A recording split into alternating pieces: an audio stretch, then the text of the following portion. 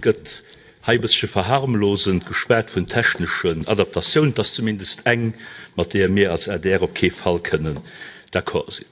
Die Person, die zwei verschiedene Nationalitäten huet, kann frohen, dat das Zertifikat Nationalität net op den ausgestaltet, den se laut Lützeburger Akte Naissance huet oder dem zu Lützburg transkribierten Akte Naissance mit den aus ihrem zweiten Pass oder dritten oder feierten.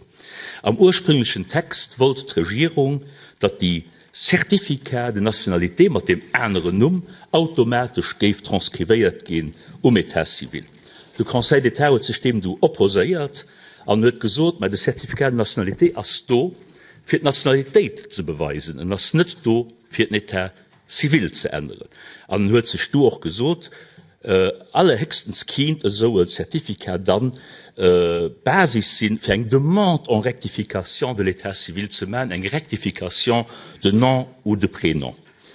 Durch ein Amendement gouvernemental, den du leider Gottes beim Conseil d'État nicht weiter kritisiert gehen, als du gesagt gehen, wann dann die Zertifikat auf vier Leiter Kind de Procureur d'État ordonnieren, den Akt d'état civil zu ändern. Op demande, ja. Also für diesen Mal, also für uns insupportabel, dass der Procureur irgendetwas ordoniert, dafür als für uns ein Procureur nicht da. Schon gut einem Offizier d'État civil.